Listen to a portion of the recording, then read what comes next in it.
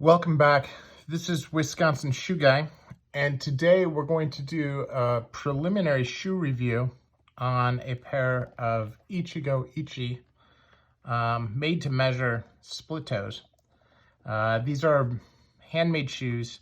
The shoemaker is part-time. He doesn't have a full-time gig, and he has a full-time job, and he makes shoes on the side. And, trained as a bespoke shoemaker, does really nice work, lives in Japan. And, I contacted him on a shoe group, and he wound up putting together a GMTO, which I participated in. It's a different kind of GMTO, though, because not everybody had the same type of shoe.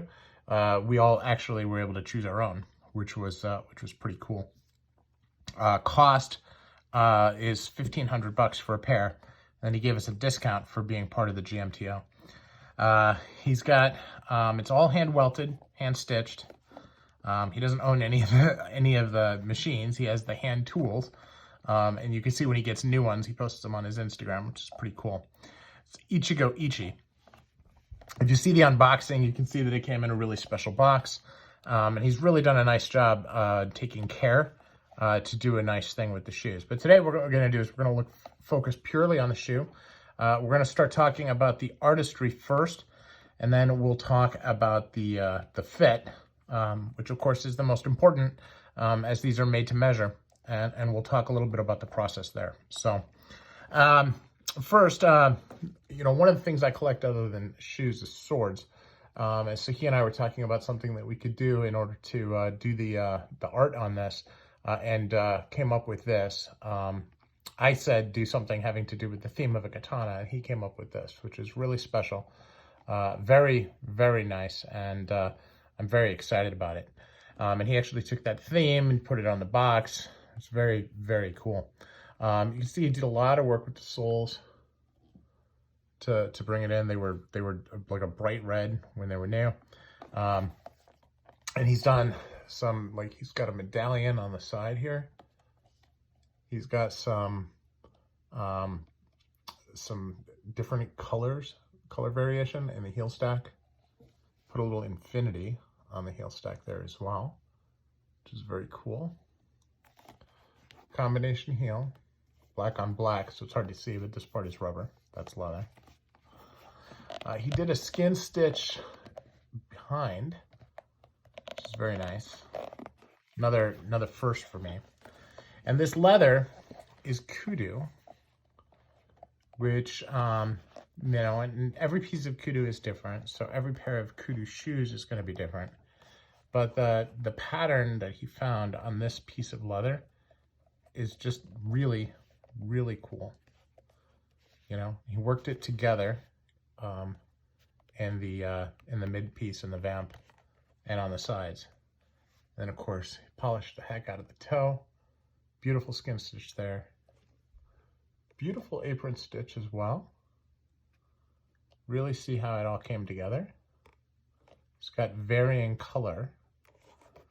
Really nice thick thread, which changes the way this looks, which I really like. So he did a real nice job with that. He put in eyelets on the laces, thick laces. He's got an insole with his brand, Ichigo Ichie. And you can see the sock liner doesn't go all the way through, but the sole beyond is nice as well. So, see if I can get in there with the light so you can see it. Just nice. So, it's it's an interesting brand. It was a great experience. He's a heck of a nice guy. Really good communicator. Reached out to me several times, and I think of him as a friend in the shoe. In the shoe world, and that's really valuable to me. As I look at the fit from here all the way to here is perfect, right? I don't have, you know, I can't close all the way on the laces. It doesn't bunch up. It's just really tight around my foot all the way around. And, you know, I provided him measurements, you know, here, well, here, here, here, and here, as well as here, right there, this, and then this, and then up here, okay? Now, this is the measurement that seems to be the most challenging because my foot seems to fit right here at the widest point. From a width standpoint, I actually bulge out on the sides a little bit, but this part here is a little loose, a little too loose actually, and so there's a little bit of a challenge there in pulling it all together. So he's given me a discount on my next pair of shoes, and we're working together to redo trial shoes. The one thing I'll say is I've done trial shoes with a few shoemakers. Usually they give me 2 shoes, and they give me lined shoes. With soles, like with real soles, but not, you know, like heavy soles and full done soles like this, but just kind of cemented on. And his shoes had kind of a rubber, kind of plasticky sole, and were not lined. They were unlined. And I think that part of the process that got missed was how, you know, how that differentiated to the actual shoe, and how it wound up. They are a little long. About whole size compared to a regular pair of my shoes. So I'm going to take another pair here, and I'm just going to put it heel to heel. And you can kind of see these are a little bit on the long side. So, but that's, you know, it's neither here nor there, because at the end of the day, they fit. I can wear them. They just, they bunch up right along the vamp a little bit more than I'd like. And, you know, he's doing a good job of taking care of it. But the work that he did was absolutely incredible. And I really like the guy and feel like he, you know, he's got a good career ahead of him. This, you know, trial shoe to piece is something that takes a lot of practice. So look forward to working with him in the future. The kudu itself is incredible.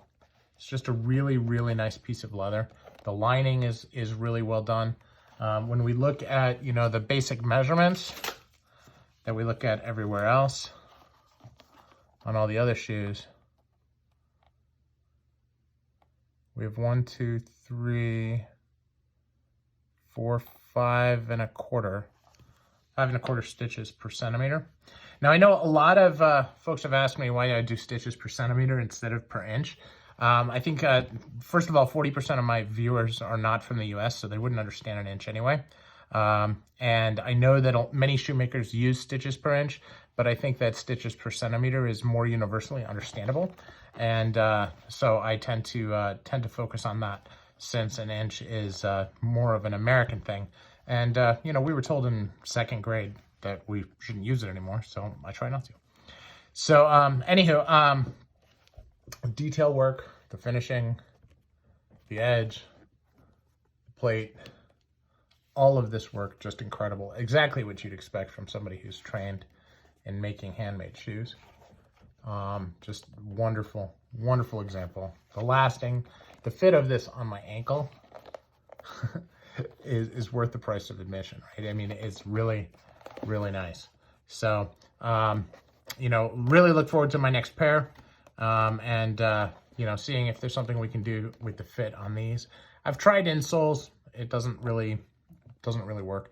So, you know, continue to work with him and try to come up with something to, you know, preserve this artwork that he's done and get a shoe that fits even better. So this is Wisconsin Shoe Guy. Thank you for watching, and let me know your thoughts.